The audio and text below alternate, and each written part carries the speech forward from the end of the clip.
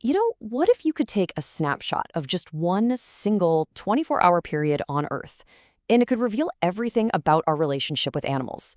Well, we found 5 true stories, all from the exact same day, that paint this incredible picture of our bond. And it's a picture that's heroic, it's tragic, and it's just deeply contradictory. And it really boils down to this. On this one day, humanity was both. We were saviors on this absolutely epic scale, rescuing nearly 20,000 animals from criminal networks. And at the exact same time, we were abusers, abandoning dozens of pets with just shocking cruelty. So, how? How can we be both of those things at once? How do these two extremes even exist side by side? Okay, let's start with the good news, and honestly, it's a big one. This is a story of incredible global cooperation and a massive, massive win for wildlife. Just look at that number, 19,836.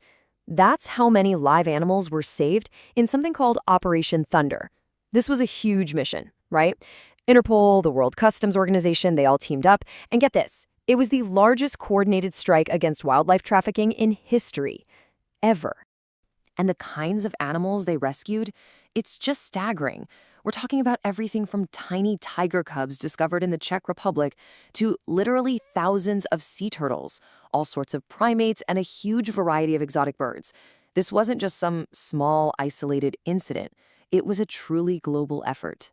And here's the thing, this wasn't just a rescue, it was a major blow to the criminal organizations that are driving this whole horrible trade. They arrested 365 suspects. That sends a pretty powerful message, doesn't it? That the world is watching. It was a really powerful moment of hope. But on the very same day that global triumph was being announced, a much smaller and much, much darker story was unfolding at an animal shelter in Canada. This is the other side of that coin. On the evening of December 18th, workers at the BC SPCA shelter made a horrifying discovery. In their own words, it was the largest single animal abandonment they had ever seen. We're not talking about just a few animals. This was a crisis left right on their doorstep. And the sheer callousness of the act, it's just hard to wrap your head around. 32 cats of all ages were crammed into plastic storage boxes. Then those boxes were taped shut, cutting off their air supply, and just dumped outside the shelter. It took the staff 7 hours just to process them all when they first came in. So now we've got these two extremes of human behavior, right? But on this same day, the animal kingdom offered up its own story, and it stands in stark contrast to an act of human violence that was also taking place. Way up in the harsh landscape of Hudson Bay, researchers documented something incredible. A mother polar bear caring for 2 cubs, but one of them wasn't her own. She had adopted an orphan, an act of altruism that is almost unheard of for this species. I mean, what a stunning moment of compassion in one of the toughest environments on Earth. Now, scientists believe this isn't just some random act of kindness. They think it could actually be a survival instinct kicking in, a response to the extreme pressures of climate change that's forcing new behaviors. It's like the mother is doing whatever it takes to ensure the next generation survives, no matter whose cub it is. Which, of course, brings us to a really tough question. If a polar bear can show this kind of selflessness under that kind of extreme stress, what does it say about an act of just senseless cruelty that happened on the very same day in a human community? To really understand this next story, we need to know what a community pet is. In many parts of India, this isn't a stray. No, it's an animal that an entire neighborhood collectively cares for. They feed it, they name it, they're a valued part of the local community. And this was Ridvik. He was a 15-year-old community dog in Ahmedabad, and he'd been looked after by his neighbors for over a decade. On this day, he was brutally beaten to death with a metal rod by an outsider who claimed he was afraid of being bitten. But Ridvik was elderly. He was already undergoing medical treatment. He was a friend. And he was killed.